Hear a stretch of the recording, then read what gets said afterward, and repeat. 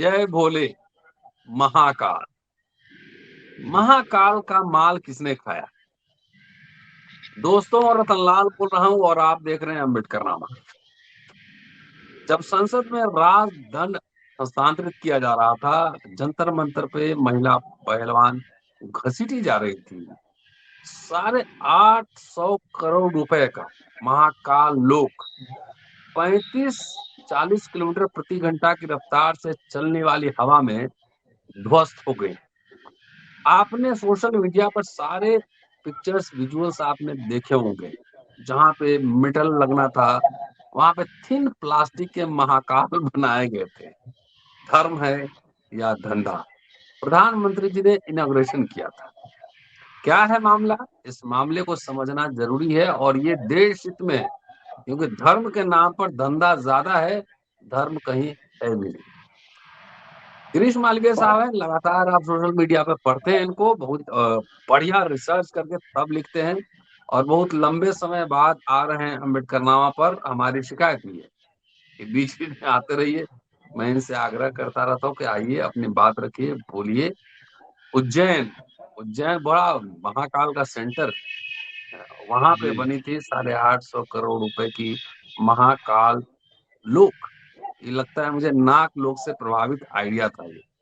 लेकिन नाग लोग जो है ना, नागपुर में बाकायदा यहाँ रिसर्च हो रहा है, लोग शोध कर रहे हैं, पढ़ते लिखते हैं और बहुत ही ईमानदारी से काम करते हैं। क्या हुआ महाकाल लोक में?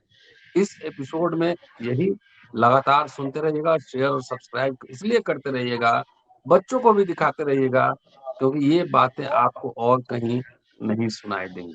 मालवीय साहब, स्वागत है आपका। नमस्कार रतनलाल जी, बहुत दिन बाद अपन मिल रहे हैं जी। और मुझे बड़ी खुशी है कि बड़ा लंबा समय हो गया, लेकिन एक सही मुद्दे को लेके हम जनता के सामने आ रहे हैं, तो अच्छी है, एक अच्छी चर्चा होगी। जी। महाकाल लोक जो एक नई, आप अगर महाकाल लोक देखेंगे तो अभी बहुत ज्यादा दिन नहीं हुए हैं, लगभग 9-7-8 महीने हुए हैं, मुश्किल से 6 या 7 महीने हुए हैं। और काफी मतलब अगर आप देखा जाए कि काफी जगह इसकी चर्चा हो रही है और जगह जगह से लोग हिंदुस्तान के कोने कोने से इस जगह को देखने के लिए आ रहे थे। और ये जो प्रोजेक्ट है पूरा, मतलब भ्रष्टाचार का एक अनुपम उदाहरण साबित हुआ है। कल की आपने तो ज्यादा थोड़ा सा हवा का जोर बता दिया, 30 के लगभग हवा रही होगी, आप 40 बता रहे हैं। मैं तो कहूंगा कि 30-35 हवा की स्पीड रही होगी और बहुत बड़ा नुकसान हुआ है पूरे महाकाल लोक परिसर में। और काफी मूर्तियां जो हैं गिरी हैं और टूट गई हैं। तो इस पूरे अगर प्रकरण पे देखा जाए तो भ्रष्टाचार का जो ये कहा जाता है कि मोदी जी भ्रष्टाचार नहीं हो रहा है और ये है, लेकिन अगर देखा जाए तो बहुत तरीके से, बहुत ही सूक्ष्म तरीके से इतने इस तरह पर भ्रष्टाचार किया जाता है कि आदमी को लगता है कि ऐसा तो हो ही नहीं सकता है और बहुत बढ़िया काम हुआ है। लेकिन अब जैसे ही अब मालूम पड़ता है कि ये जो मूर्तियां जिनको बनाया गया महाकाल लोक में, सप्तऋषि की मूर्तियां हैं और 119 और मूर्तियां हैं, और वो 119 और मूर्तियां पूरी तरह से उसके रंग रोगन तो अभी ये 6-7 महीने के अंदर ही उखड़ना शुरू हो गए थे। मतलब ये हम आप देश के स्तर पे मीडिया तो नहीं बताता है, लेकिन लोकल मीडिया ने काफी पहले से इन सब चीजों को रिपोर्ट करना शुरू कर दिया था कि इसमें अलग से ही भ्रष्टाचार की बू आ रही है। और जो मूर्तियों पे जो पेंट किया गया है वो भी उखड़ना शुरू हो गया है।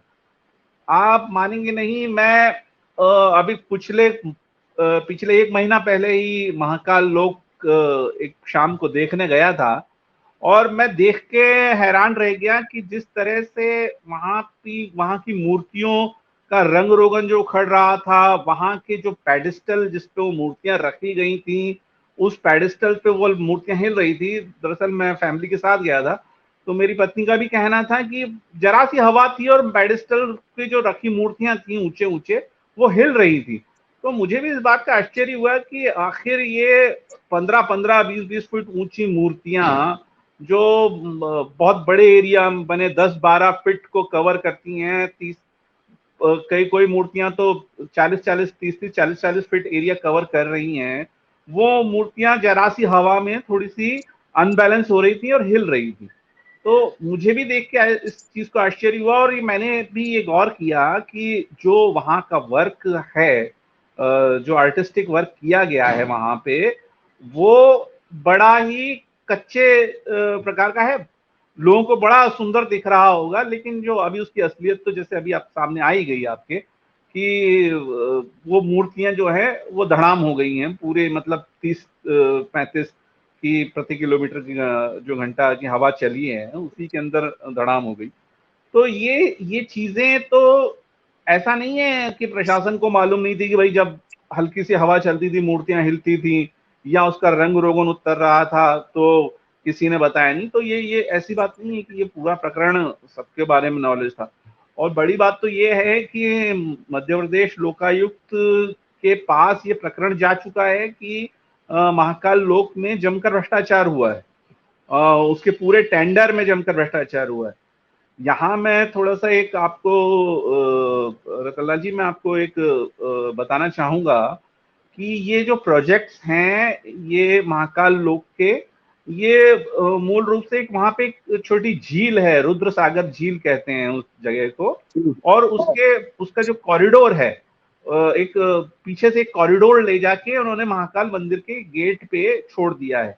और हिंदुस्तान में सबसे अधिक जहां दर्शन के पैसे लिए जा रहे हैं वो मंदिर आज महाकाल मंदिर है। मतलब पूरे हिंदुस्तान में किसी भी जगह पे दर्शन की जो वीआईपी दर्शन और इस तरह के जो पैसे लिए जा रहे हैं, वो किसी भी मंदिर में इतने नहीं लिए जा रहे हैं जितने महाकाल मंदिर में लिए जा रहे हैं। इसका मतलब है कि खूब कमाई हो रही है और खूब जनता को लूटा जा रहा है, श्रद्धालुओं की भावना का, उनके विश्वास का दोहन करके वो मतलब उनसे पैसे छीने जा रहे हैं। अब भगवान के मंदिर के दर्शन में अगर आप पैसे लेने की अगर इस तरह से व्यवस्था करते हैं तो ये खुद में एक मतलब एक गलत परंपरा की शुरुआत है, गलत चीजें हैं, और ये यहाँ तो सबसे ज्यादा हुआ है। अच्छा, और दूसरी चीज जो मैं आपको जिसपे बता रहा था कि ये जो पूरा प्रोजेक्ट है, ये जब मैंने इसके बारे में जब ढूंढना शुरू किया तो आपको आश्चर्य होगा कि पब्लिक डोमेन में जरा सी भी कहीं कोई ये खबर नहीं थी इस कल की घटना से पहले कि ये ठेका आखिर दिया किसको है, ये ठेका मतलब किन शर्तों पे दिया गया है, क्या शर्तें हैं, कोई उसका वो नहीं है। अच्छा, दिक्कत एक ये चीज हो गई है कि अब जो ठेके होते हैं वो सरकार नहीं दे रही है। यहाँ पे ये बड़े कमाल की बात है, ये हाँ, इस तरह के जो प्रोजेक्ट्स हो रहे हैं, तो थोड़ा मैं सीधा आपको हो थोड़ा जाइए, सा, थोड़ा गिरीश भाई, थोड़ा सीधा जी सीधा जी हो जाइए, सीधा जी बैठिए थोड़ा सा। जी हाँ जी, हाँ, यस। हाँ मैं ये कह रहा था कि ये जो पूरे प्रोजेक्ट्स जो आप देख रहे हैं, ये दिए जा रहे हैं स्मार्ट सिटी कंपनी के थ्रू। और ये रुद्र सागर महाकाल लोक के नाम से पहले उसको महाकाल रुद्र सागर झील का प्रोजेक्ट का नाम दिया गया था। तो ये जो पूरा प्रोजेक्ट था ये दिया गया था उज्जैन स्मार्ट सिटी के अंतर्गत, और जी। ये उज्जैन स्मार्ट सिटी ने ही ये सारे टेंडर बांटे हैं। अब कमाल की बात ये है जो कल ही सारी खबरें ये सब सामने आई हैं कि ये जो है एक गुजराती कंपनी को एक ये ठेका दिया गया। आश्चर्य की बात यह है इसमें गिरीश भाई, कि गिरीश भाई, जी जी गिरीश भाई, जी, थोड़ा सा बाएं हो जाए, अपने सेंटर में आ जाए, थोड़ा सा बाएं हो जाए, थोड़ा सा। अच्छा अच्छा, अभी बराबर है? नहीं, नहीं, वो थोड़ा सीधा बैठे हैं, से टेढ़ा नहीं बैठे हैं। हाँ हाँ, अब सही हुआ। हाँ, हाँ हाँ, ठीक है ठीक है। तो जी। मैं ये कह रहा था कि ये जो गुजराती एक कंपनी है, और हम्म मतलब आपको ये जान के आश्चर्य होगा कि देखिए, एक सिविल काम होता है ना, और एक काम हम्म होता है जिसके अंदर आर्टिस्टिक काम होता है। आर्टिस्टिक काम हम्म में मूर्तियां आती हैं, म्यूरल्स आते हैं, और सजावट के पूरे उस तरह के प्रबंध किए जाते हैं। पर ये जो जिस कंपनी को जो ठेका दिया गया है वो एक सिविल कॉन्ट्रैक्टर कंपनी है, उसकी कोई एक्सपर्टीज आर्टिस्टिक मामलों में उसकी नहीं थी कि भाई उन्होंने कोई बहुत ऐसा इस तरह का प्रोजेक्ट नहीं किया था। ये उनका पहला प्रोजेक्ट है, और पहला ही प्रोजेक्ट मतलब आप समझिए कि 850 करोड़ का सीधा प्रोजेक्ट उनके हवाले कर दिया गया। और कोई उनके जो पिछले प्रोजेक्ट्स के जब मैंने जानकारी लेनी चाहिए तो जो जैसे बस स्टैंड उनका बनाना है, गुजरात में उन्होंने बस स्टैंड, आरटीओ के जो बस स्टैंड है वो बनाए हैं, कुछ सामुदायिक भवन उन्होंने बनाए हैं, लेकिन उन्होंने इस तरह का कोई बड़ा प्रोजेक्ट नहीं बनाया था। तो उनका जो भ्रष्टाचार का जो सबसे पहला प्रकरण जो सामने आया वो मैं आपको यहाँ पे बताना चाहूंगा जी। वो प्रकरण ये था कि जो पार्किंग में जो पार्किंग है, बहुत बड़ी पार्किंग बनाई गई है उसकी, और पार्किंग का जो पूरा जो ठेका है वो आपके एमपी बावरिया जो फर्म है उसका नाम है एमपी बावरिया फर्म। और ये जो आपके हैं एमपी बावरिया जो व्यक्ति हैं वो उनके नाम से उन्होंने ये फर्म डाली हुई है। और ये बताया जाता है कि साहब ये मतलब बीजेपी नेताओं के बहुत करीबी रहे हैं, सूरत की ये फर्म है, और सीधी बात है कि मतलब सीधा ठेका उधर दे दिया गया। अब जो भ्रष्टाचार की जो मैं बात बता रहा हूं, जिसका लोकायुक्त में यहाँ पे प्रकरण चल रहा है, 5-6 महीने हो गए उस प्रकरण पे और उसकी जांच चल रही है, वो प्रकरण ये है कि वहां की जो बड़ी एक पार्किंग बनाई गई, उस पार्किंग में निर्माण सामग्री को मतलब मैनिपुलेट किया गया। उस निर्माण सामग्री जो मतलब आप समझ लीजिए कि 100 रुपए का जो सामान लग सकता था, जो लोहे की जीआई शीटें लग सकती थी, उसकी जगह पॉलीकार्बोनेट की 3 गुना महंगी शीटें खरीदी गई। और इस पूरे जो ये इसका जो बजट है, ये जानबूझ के लगभग 100 करोड़ के लगभग बजट बढ़ाया गया है। और ये लोकायुक्त की इस बारे में जांच चल रही है, और एक इंजीनियर जो हैं वो जांच कर रहे हैं लोकायुक्त में। वो जांच का नतीजा क्या होगा, खैर वो तो एक अलग ही प्रश्न है, लेकिन कम से कम ये ऐसा नहीं है कि लोगों को पता ही नहीं था या ये पहली बार एकदम सामने आया है। एक कांग्रेसी विधायक ने बाकायदा लोकायुक्त को शिकायत की, लोकायुक्त ने जांच की और इस प्रकरण को उन्होंने विवेचना के योग्य पाया, और ये जांच आगे बढ़ रही है, चल रही है। अब जो होगा वो एक अलग चीज है, लेकिन ये साफ दिख रहा था कि जो उज्जैन स्मार्ट सिटी के जो सीईओ हैं, अब तो ये आश्चर्य की बात मैं आपको बताऊं कि अब ये जो नगर निगम के कॉन्ट्रैक्ट होते हैं, ये नगर निगम आजकल नहीं देती है, ये सब आजकल स्मार्ट सिटी के जरिए होता है, और ये भी एक कंपनी बना दी जाती है। Ujjain smart city, Bhopal smart city, Indore smart city, और भी जितनी स्मार्ट सिटीज हैं, जबलपुर है, आपके उधर जो एरिया में चल रही हैं वो भी एक स्मार्ट सिटीज हैं। तो ये बड़ा मतलब पहले तो ऐसा होता था कि आप नगर निगम जाइए और आप सूचना का अधिकार में यहाँ पे भी जो भी आप कर सकते हैं, हर तरह से आप जानकारी निकाल सकते थे उनसे। पर ये स्मार्ट सिटी का पूरा प्रोजेक्ट बना के उन्होंने पूरे एक तरह से इसको कवर अप कर दिया है। और इसको कवर अप इस तरह से कर दिया है कि जो हमको जिन लोगों से बात हुई और वो सूचना मिली है कि जो कॉन्ट्रैक्टर हुआ करते थे, जो यहाँ के जो कॉन्ट्रैक्टर जिनको स्मार्ट सिटी का ये एमपी बावरिया ग्रुप को ठेका दिया गया, वो साहब मीटिंग में ही नहीं आते थे। जो कॉमन मीटिंग होती थी जिसके अंदर सारे ठेकेदार बुलाए जाते थे कि भाई फिटिंग्स के जो अलग अलग हैं, कि जल विभाग के जो ठेकेदार हैं, जो बिजली विभाग के ठेकेदार हैं, और जो इनका जो काम चल रहा है उसको एक कॉमन जिस प्लेटफॉर्म पे कलेक्टर एक मीटिंग बुलाते थे, तो साहब ये मीटिंग में ही नहीं आते थे, वो अलग से ही अपनी मीटिंग कर लिया करते थे।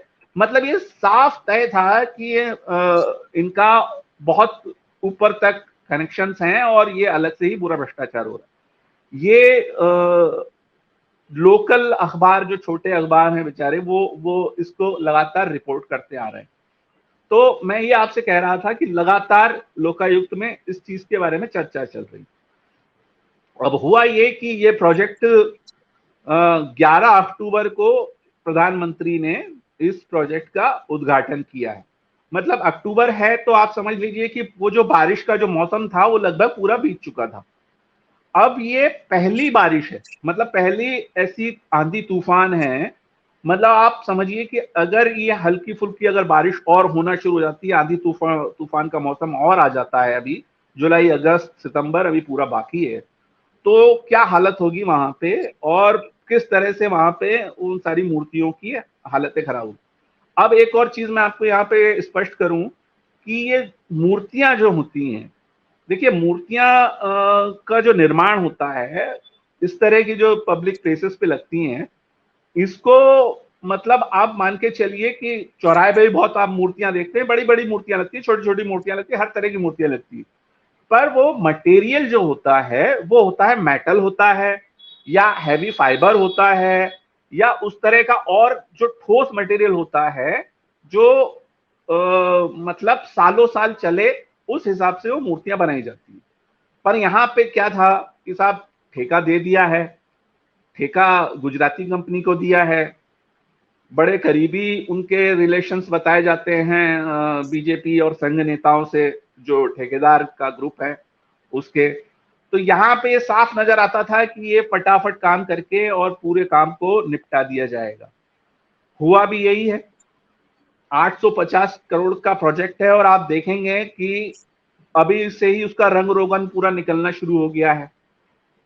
आखिर में बस रात में जब लाइटें जल जाती हैं तब तो लोगों को बड़ा भला लगता है, लेकिन जब आप शाम को जाके देखते हैं तो आपको पता चलता है कि ये सब गड़बड़ झाला है, और वो सब निकल के सामने आ रहा है गिरीश भाई, अभी।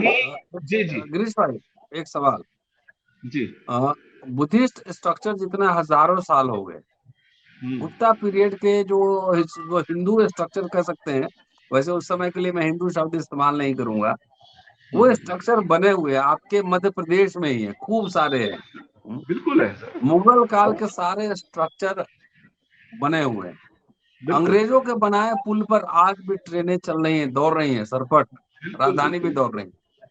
अरे मैं तो और आपको ये एक बात बताऊं, जौनपुर में एक पुल है, शायद जौनपुर में है, और वो मुगल काल में बना हुआ पुल है, और वो चूने पत्थर से बना हुआ पुल है, वो मतलब 400 साल 500 साल से टिका हुआ है, मतलब ऐसे ऐसे पुल हैं। और महाशक्तिशाली प्रधानमंत्री उद्घाटन करते हैं और एक साल भी नहीं हुआ फुर से उड़ गया। अरे सर, एक साल बड़ी चीज बता रहे हैं आप, मैं तो बोल रहा हूँ कि पहली बारिश, मतलब पहली बारिश का, आप अगर आप घर का मकान भी बनाते हैं ना, तो जो बारिश होती है ना, वो बारिश में ही आपको मालूम पड़ता है कि सर आपने मकान बनाया है तो उसकी क्या क्वालिटी है और क्या है।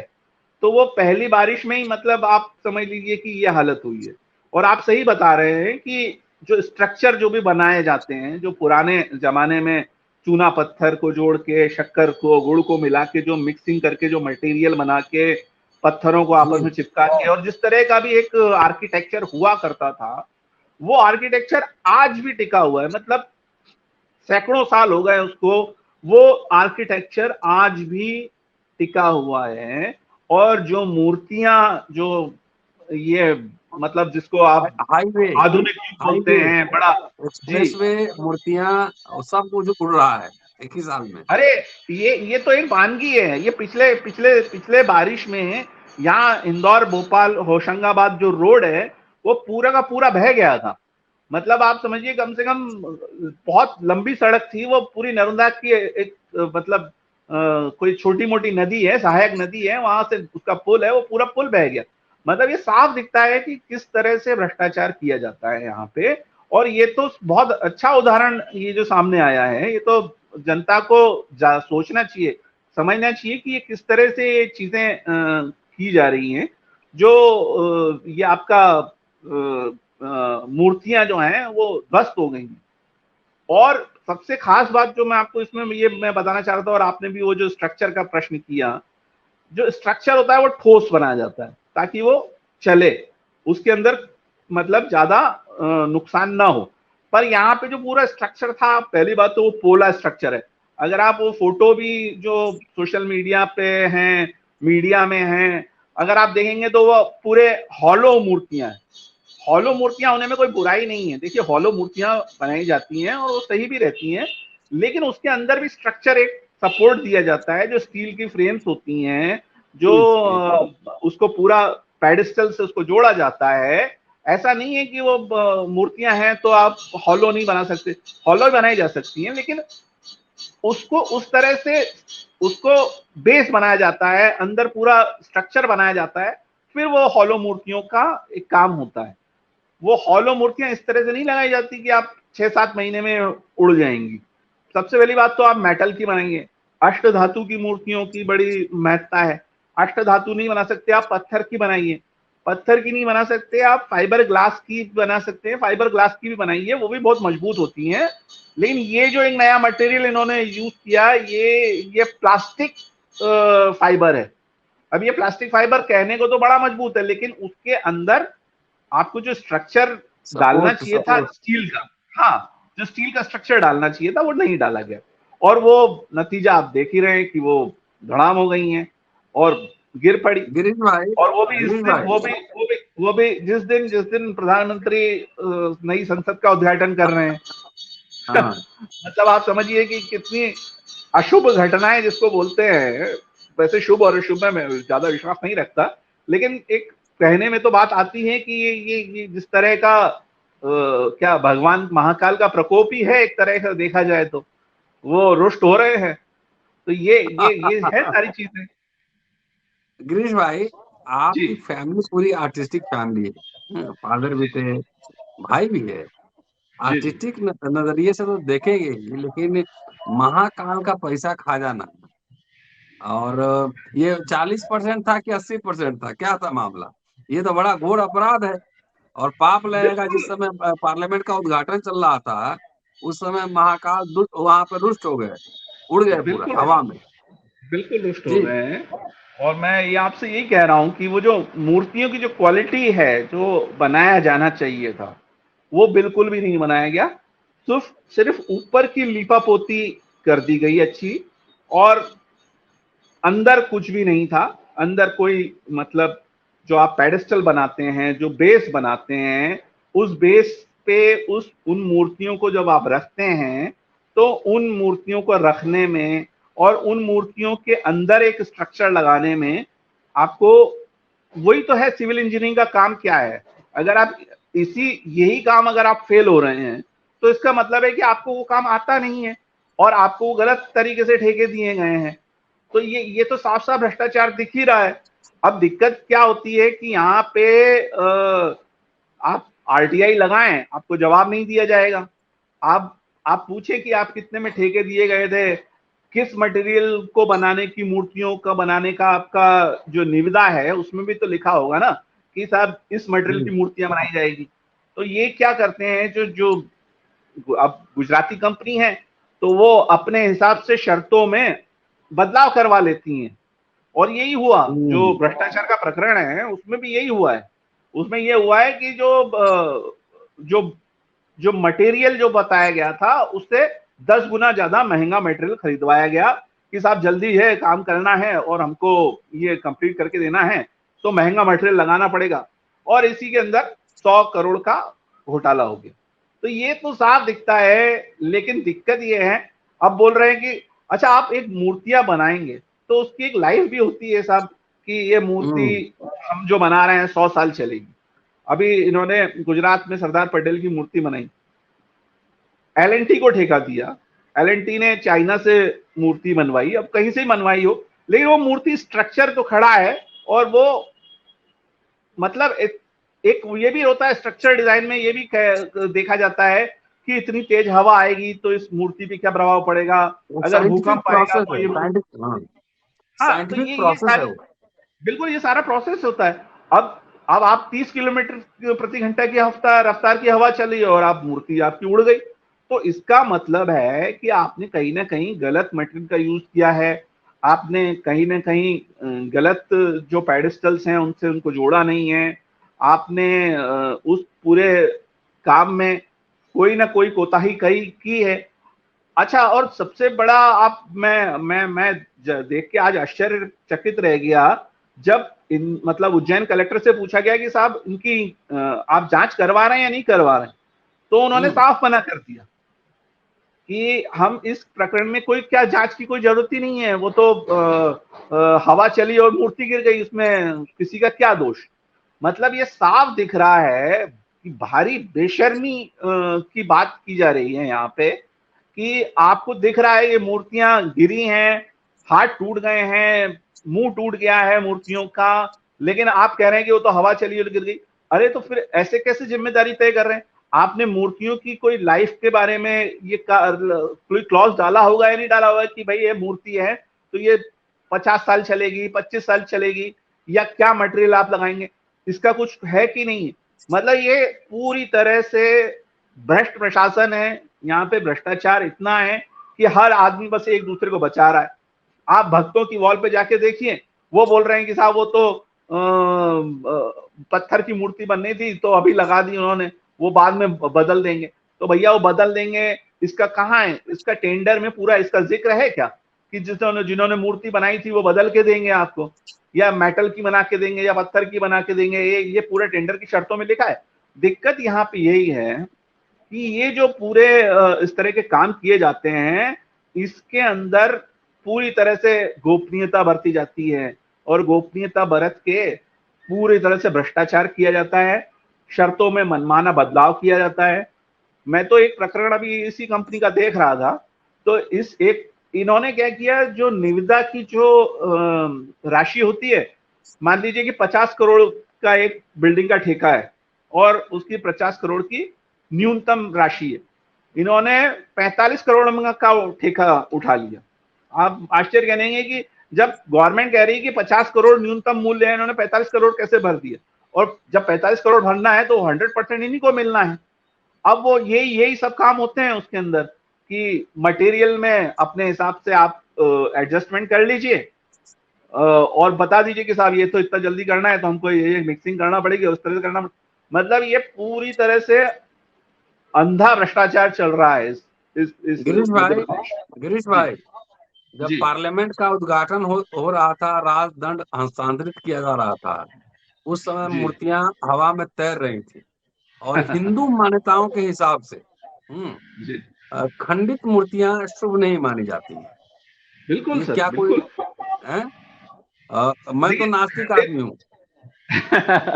मैं भी मतलब बहुत मतलब रेयर ही जाता हूँ, पर घर वालों का थोड़ा सा वो रहता है तो जाना पड़ता है। पर खंडित ये मूर्तियां शुभ नहीं मानी जाती हैं, क्या संकेत है हिंदू मान्यताओं के हिसाब से? देखिए, हिंदू मान्यताओं के अनुसार तो अगर आप दिवाली पूजन भी हमारे घर में होता है, आपके घर में भी होता होगा, जिनके घर में भी होता है, अगर मूर्ति आप जिसकी पूजा करने वाली हो और आप बाजार से लेके आ रहे हो और उसका हल्का सा मतलब कुछ भी हिस्सा गिर जाता है या टूट जाता है, खरोंच लग जाती है, तो उस मूर्ति की पूजा नहीं होती है। आप नई मूर्ति लेके आते हैं, उसकी पूजा होती है। हमारे घर में तो हम ये कई चीजों सालों से देख रहे हैं। तो ये साफ दिख रहा है कि देखिए, ये खंडित मूर्तियां होना और मूर्तियों खंडित होना ये साफ दिखा रहा है कि भाई महाकाल जो हैं, जो बाबा नाराज महाकाल हैं, वो बहुत नाराज हैं इनसे, और वो उनको दिख रहा है कि साहब ये भ्रष्टाचार। अच्छा, और बहुत सारी घटनाएं हुई हैं अभी अभी, जैसे लोगों को नहीं मालूम होगा, ये जी। देखिए उज्जैन जो नगरी है, बड़ी प्राचीन नगरी है, और उज्जैनी और काशी मतलब जो ये ऐसी जो हाँ, नगरियां बोली जाती हैं जो सनातन काल से हैं और जिसका मतलब पुराणों में जिसका वर्णन मिलता है, तो उन जगहों पे जो मंदिर हैं, जो बड़े बड़े मंदिर हैं, देवी के मंदिर हैं, वहां पे ऐसी बहुत सारी घटनाएं हुई हैं। अभी एक महाकाली का मंदिर है वहां पे उज्जैन में, वहां पे वो जो उनका दीप स्तंभ बनाते हैं उसमें आग लग गई। उस पूरा जो लकड़ी के दीप स्तंभ पूरा एक बना हुआ है, उसके अंदर आग लगी। तो मतलब ऐसी काफी सारी घटनाएं हुई हैं जिससे ऐसा लगता है कि मतलब ये प्रकोप है एक तरह का, जो चलिए, आप महाकाल वश लगातार है। लगातार अम्बेडकर बोलते रहिए। और चलते चलते आखिरी सवाल बहुत जी संक्षेप में, जी। कि ये महाकाल का माल कौन कौन खाया, कहाँ से कहाँ तक? देखिए, ये महाकाल का माल जो है, मैं तो आजकल ये सिंपल हो गया है। देखिए, अगर आप बहुत स्पष्ट मैं आपको बता दूं कि जो बड़े बड़े जो टेंडर हो रहे हैं, जो बड़े हम्म। मतलब किसी भी विभाग के देख लीजिए, जल विभाग के देख लीजिए, बिजली विभाग के देख लीजिए, सभी में गुजराती कंपनियां आके वो पूरा हम्म। टेंडर उठा लेती हैं, और वो पूरा टेंडर सीधे आईएएस की सेटिंग्स होती हैं, और सीधे वो बड़े बड़े लोगों से सेटिंग करती है, वो छोटे मोटे लोगों का क्लर्क का कोई रोल नहीं रह गया है, ये आपको मैं साफ कह दूं। और उसमें क्या होता है कि ये सारा जितना भी आप देख रहे हैं ना, ये सब इसी तरह से हो रहा है। और ये जो इसका महाकाल लोक में जो हुआ है ना, ये एक जीता जागता उदाहरण है कि किस तरह से इसमें भ्रष्टाचार हो रहा है। और ये अभी तो और भी पोल खुलेगी इनकी, मतलब ये तो मैं शुरुआत ही मान रहा हूं। जितने स्मार्ट सिटी के जितने भी कामकाज हैं, वो सब आप देखिएगा कि किस तरह से गलत हाथों में गलत तरीके से टेंडर बांटे गए हैं, गलत तरीके से शर्तें लागू की गई हैं। इंजीनियर जो होते हैं वो इंस्पेक्शन करते ही नहीं है, जो करते हैं वो सिर्फ ओके की रिपोर्ट बना देते हैं। मतलब ये तो कंपनी जांचने का काम है ना, आखिर जिसने ठेका दिया है उसकी रिस्पॉन्सिबिलिटी है या नहीं है। लेकिन कोई रिस्पॉन्सिबिलिटी यहाँ पे अब बताई नहीं जाती है, क्योंकि ये पूरा उस तरह से ऑर्गेनाइज कर दिया गया। अगर संक्षेप जी में कहें जी तो महाकाल का पैसा जो है गुजराती ठेकेदार खा गए। जी जी, तो आप खुद देख लीजिए, ये तो मतलब 100% सत्य है। ठेका किसको दिया गया? जिसको ठेका दिया गया आप उसी को तो दोषी कहेंगे ना। और ठेका दिया गया गुजरात की कंपनी है एमपी बावरिया ग्रुप को। जो बावरिया ग्रुप है वो दिख ही रहा है आपको। और दिलचस्प वो है वो गिरीश भाई, जी जब पार्लियामेंट का उद्घाटन, ये नए पार्लियामेंट का उद्घाटन हो रहा था, तो जो सिंबल उठाए जा रहे थे रात दंड का, वो शैव जी, संप्रदाय से ही उठाए जा रहे थे। हाँ हाँ हाँ हाँ, सिंबल बिल्कुल शैव बिल्कुल संप्रदाय से उठाए जा रहे थे। इसका हाँ मतलब है कि शिव जी नाराज होकर उखड़ गए वहां पर उज्जैन में। गरबा जी जी जी जी। अरे सर, शिव जी तो बहुत नाराज हैं। मतलब ये मैं बोलता हूँ, शिव जी नाराज नहीं है। ये जो दर्शनार्थी जो आते हैं ना, हम लोग तो काफी मतलब पहले से जाते आते लोगों को देखते रहते हैं, उनसे बात होती रहती है। पहले के लोग बोला करते थे कि अरे महाकाल जाना मतलब मुश्किल से 1-1.5 घंटे में, बहुत आराम से इंदौर से आदमी 1 घंटे में जाता था, आधे घंटे में दर्शन करके 2 घंटे 1.5 घंटे में वापस आ जाता था। आज महाकाल परिसर में जाने में कम से कम 3 घंटे का समय कहीं नहीं गया। 3 घंटे तो मैं आपको मामूली बात बता रहा हूं। और जब ये शनिवार रविवार का जो छुट्टियों का दिन होता है, वहां तो दिन दिन भर आदमी खड़ा रहता है। और सबसे बड़ी चीज जो महाकाल की मतलब जो उस उज्जैनी के निवासी हैं वो भुगत रहे हैं। मतलब मेरी तो ससुराल है वहां पे, और मुझे ये बताया जाता है कि हमने महाकाल वो जो पूरा एरिया है वहां पे जाना ही बंद कर दिया है, क्योंकि अगर हम उस एरिया को क्रॉस करने जाते हैं तो 2-2 ढाई घंटे हमको क्रॉस करने में लग जाते हैं। मतलब इतने तो परेशान है वहां के जो निवासी हैं। आप किसी भी उज्जैन निवासी से आज बात करके देखिएगा कि जब से महाकाल लोक बना है, जब से ये नया तरीके का इन्होंने पूरा सिस्टम लागू किया है, तो क्या व्यवस्था है, क्या कितनी परेशानी आपको आ रही है। तो वो आपको आपको बताएंगे कि ये हम लोग इतने ज्यादा परेशान हो गए हैं। महाकाल लोक में ऐसा मतलब पहले भी लोग दर्शन करते थे और तब भी जाते थे और तब भी लाखों की भीड़ होती थी, लेकिन तब इस तरह का अव्यवस्था और गलत भ्रष्टाचार की चीजें सामने नहीं आती थी, क्योंकि उस तरह की चीजें होती नहीं थी। पर इन्होंने देश भर के मंदिरों में, काशी विश्वनाथ को ले लीजिए और दक्षिण के मंदिर देख लीजिए, महाकाल को देख लीजिए, केदारनाथ को देख लीजिए, इन्होंने ऐसा मतलब उसमें, अच्छा तीर्थ यात्रा पे आप जा रहे हैं, आप समझिए तीर्थ की संज्ञा दी जाती है। आप ये तीर्थ को आप मतलब ऐसा मनोरंजन का केंद्र बना रहे हैं। भाई क्या जरूरत है? कोई जरूरत नहीं है उसको। भाई हम महाकाल लोक के दर्शन करने थोड़ी जा रहे हैं, हम तो महाकाल के दर्शन करने जा रहे हैं। तो जी ये जी एक तरह का पूरा प्रोपेगेंडा और उसको पूरा स्टैब्लिश करना कि हमारा हमने बनाया, हमने ये किया, ये कोई अच्छी बात थोड़ी कहलाई जाएगी। मतलब उस पूरे स्वरूप को खराब खत्म कर देना। काशी विश्वनाथ का आप कॉरिडोर बना दिया आपने। अरे कॉरिडोर, आप अगर पुराने लोग होते हैं तो वो उस चीजों को संरक्षित रखते हैं। केदारनाथ के बारे में एक बड़ी अच्छी बात है कि क्या पुराने जो केदारनाथ जिन लोग मंदिरों जो मंदिर जिन्होंने बनाया, वो वहां पे क्या एक धर्मशाला नहीं बनवा सकते थे? एक मतलब उस तरह के रुकने की व्यवस्था नहीं करवा सकते थे? वो भी करवा सकते थे, लेकिन वो उस क्षेत्र की एक खूबसूरती है कि आप वहां रात में नहीं रुकेंगे। और जो बड़े जो मंदिर होते हैं ना, उसका एक ही वो रहता है कि आप वहां पे रात में नहीं रुकेंगे, आप दर्शन करेंगे और वापस आ जाएंगे। इसी तरह का। लेकिन यहाँ पे वहां पे तो आपने सारे मनोरंजन के साधन इकट्ठे कर रखे हैं, एंटरटेनमेंट की सारी चीजें कर रखी हैं, तो आदमी जाता है बस और वहां पे वो चलिए देखता है और लोगों को ऐसा लगता है कि बहुत अच्छा काम हो रहा है। भाई साहब ये गलत काम हो रहा है, ये धर्म के विरुद्ध चलिए काम है। गिरीश भाई, व्यवसायियों जी और पुजारियों का धंधा चंगा सी। हाँ, उनके व्यवसाय, हिसाब से हाँ, तो बहुत अच्छा। व्यवसायियों और पुजारियों का धंधा चंगा सी। ये बहुत खास एपिसोड है दोस्तों, और गिरीश मालवीय साहब हैं, हमारे दोस्त हैं, और लगातार एक पैनी नजर रखते हैं। बहुत लंबे समय बाद आए हैं, लेकिन इनकी भी गलती है, इनको बीच बीच में आना चाहिए और आपको मध्य प्रदेश में क्या चल रहा है उनसे रूबरू कराना चाहिए। गिरीश भाई से रिक्वेस्ट करता हूँ कि कम से कम 15 दिन पे एक बार आइए, बातचीत किया जाए। पूरा वीडियो देखते रहिए, शेयर और सब्सक्राइब करते रहिए। शुक्रिया गिरीश भाई, शुक्रिया। शुक्रिया, नमस्कार। शुक्रिया रसूल, शुक्रिया।